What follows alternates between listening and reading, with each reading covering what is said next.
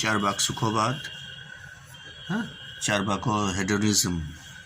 সুখবাদ কাকে বলে একটু দেখো, আমরা একটু সংক্ষেপে আলোচনা করে দিই।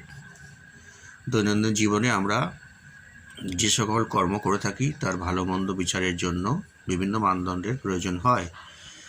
যে মতবাদ অনুসারে সুখই পরম কল্যাণ, নৈতিক আদর্শ এবং নৈতিক বিচারের মাপকাঠি, যার সাহায্যে মানুষের কাজের নৈতিক বিচার করে ভালো মন্দ উচিত অনুচিত মূল্যায়ন করা হয়, সেই মতবাদকে বলা হয় সুখবাদ। সুখবাদকে কয় ভাগে ভাগ করা যায়? আত্মসুখবাদ এবং পরসুখবাদ। যে সুখবাদ অনুসারে নিজের সুখই একমাত্র কাম্য বস্তু, সেটা হচ্ছে আত্মসুখবাদ। আত্ম মানে নিজের, বুঝতে পারছো? আর পরসুখবাদ হচ্ছে যে কাজ করলে সর্বাধিক সংখ্যক মানুষের বা অপরের সর্বাধিক সংখ্যক মানুষের সর্বাধিক সুখ লাভ হবে, সেই কাজকে বলা হয় পরসুখবাদ। ঠিক আছে? শুধুমাত্র নিজের সুখ নয়। হ্যাঁ, বেশ। এরপর হচ্ছে চারবাক নীতিতত্ত্বের মূল কথা কি, অথবা চারবাক নীতিতত্ত্বের মূল সূত্রটি লেখো, অথবা যাবজ্জীবেত সুখং জীবেত ঋণং কৃত্বা গৃহীতং বিবেত। চারবাকদের এই উক্তিটির তাৎপর্য বিশ্লেষণ করো সংক্ষেপে। দেখো, একটু দেখে নাও। চারবাক মতে বর্তমানের তীব্রতম দেহ সর্বস্ব ইন্দ্রিয় সুখই মানুষের চরম কাম্য বিষয়। তাই যে কোনো ইন্দ্রিয় সুখ লাভ সহায়ক সেই কাজ ভালো। যে কাজ ইন্দ্রিয় সুখলাভ সহায়ক, হ্যাঁ, সেই কাজই ভালো, সেই কাজই করা উচিত। এবং যে কাজ সহায়ক নয়, অর্থাৎ সাহায্য করে না, সেই কাজ মন্দ, সেই কাজ করা অনুচিত। যাবজ্জীবেত সুখং জীবেত ঋণম কৃত্বা গৃহীতং পিবেত ভস্মীভূতস্য দেহস্য পুনরাগমনম কুতঃ। অর্থাৎ মৃত্যু ভয়ে ভীত না হয়ে যতদিন বাঁচো সুখে বাঁচো, ঋণ করেও ঘি খাও। একবার দেহ বিনষ্ট হলে আর ফিরে আসার কোনো সম্ভাবনা নেই। চারবাকগণ বলেন যে আত্মা, পুনর্জন্ম, পাপ পুণ্য যখন কোনো কিছুই নেই তখন খাওয়া দাও, মজা করো। এটাই চারবাক নীতিতত্ত্বের মূল কথা। ঠিক আছে? রায় মার্টিন দর্শন বিচিত্রা বই তোমরা একটু দেখে নাও।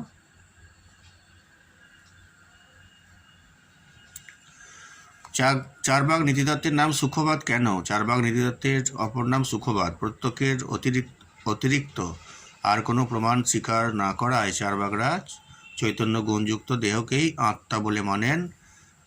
যেহেতু দেহের অতিরিক্ত আত্মা প্রত্যক্ষ গ্রাহ্য নয় এদের মতে, তাই দৈহিক সুখ বা কাম, এটাই হলো পরম পুরুষার্থ। সুখকে একমাত্র কাম্য বস্তু বলে স্বীকার করায় চারবাক নীতিতত্ত্বের অপর নাম হচ্ছে সুখবাদ। আবার বলি, সুখকে একমাত্র কাম্য বস্তু বলে স্বীকার করায় চারবাক নীতিতত্ত্বের অপর নাম হচ্ছে সুখবাদ। ঠিক আছে? দেখতে পাচ্ছ? চারবাকদের সুখবাদী বলা হয় কেন? আবার সেই একই প্রশ্ন। হ্যাঁ, যে চারবাকদের মতে জীবন একটাই, এক মৃত্যুতেই জীবনের শেষ, তাই যতদিন বাঁচবে সুখ ভোগ করো। হ্যাঁ, সুখকে এরা দৈহিক সুখকেই অধিক গুরুত্ব দিয়েছেন, তাই সুখবাদী। চারবাকরা কি আত্মসুখবাদী না পরসুখবাদী? এই যে প্রত্যক্ষকে একমাত্র প্রমাণ বলেছেন।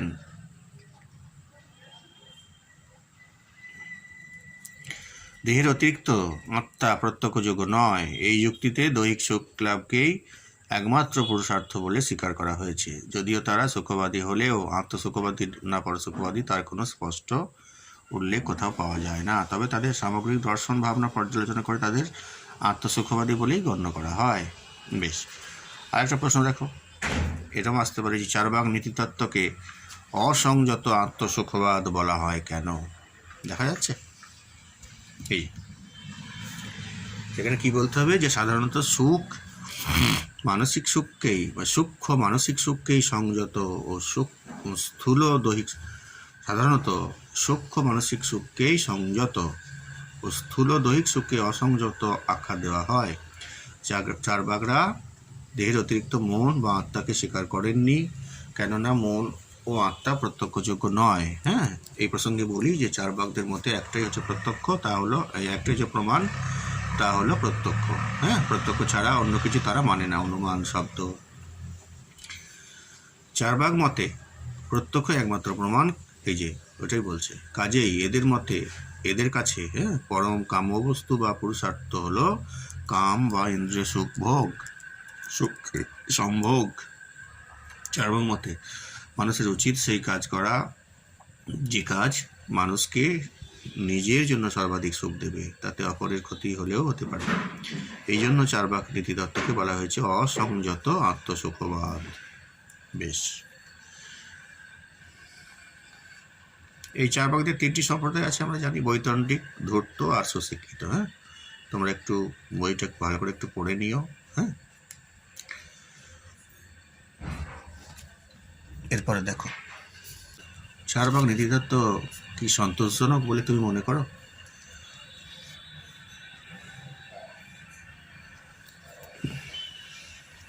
দেখো, চার্বাক নীতিতত্ত্ব চার্বাক এথিক্স সম্পূর্ণরূপে আত্মসুখবাদ, বা যা স্বার্থপরতারই নামান্তর। এটা হচ্ছে আত্মসুখবাদ, স্বার্থপরতা। ফলে তা নৈতিক আদর্শ হতে পারে না। তাছাড়া দৈহিক সুখ একমাত্র পরম কাম্য হলে মানুষকে পশু থেকে আলাদা করা যাবে না। তাহলে মানুষ তো পশুর মতো হয়ে যাবে। কিন্তু পশু আর মানুষের তো পার্থক্য আছে, তাই না? মানুষের মন আছে, বুদ্ধি আছে, তাই রতি সুখ বা কাম সুখ, দেহজ সুখ অপেক্ষা মানুষ প্রেম ভালোবাসা কামনা করে, শাশ্বত সুখ কামনা করে, যা চার্বাক নীতিতত্ত্বে নেই। কাজী চার্বাক নীতিতত্ত্ব সন্তোষজনক নয়। তারপরে প্রশ্ন দেখো, চার্বাক সুখবাদের বিরুদ্ধে 2টি আপত্তি লেখো, মানে সমালোচনা বলতে পারো। চার্বাক সুখবাদের সমালোচনা বা বিরুদ্ধ মত।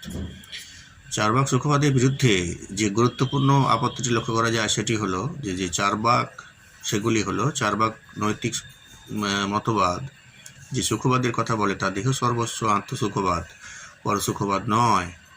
চার্বাক সুখবাদকে বা সুখবাদকে মেনে চললে মানুষ অসামাজিক জীবে পরিণত হবে, তাতে সমাজ গড়ার বদলে সমাজ ভেঙে পড়বে।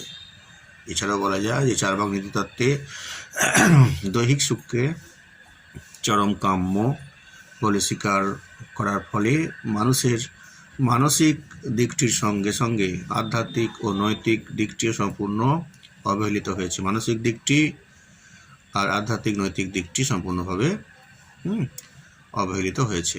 এটুকু থাক, ভালো থেকো, ভিডিওগুলো তোমরা দেখতে থাকো। চ্যানেলটি নতুন হলে সাবস্ক্রাইব করে দিও, লাইক কমেন্ট করো, কোনো অসুবিধা হলে বুঝতে না পারলে কমেন্ট করে প্রশ্ন করো, আমি উত্তর দেবো। ভালো থেকো সবাইকে নতুন বছরের শুভেচ্ছা।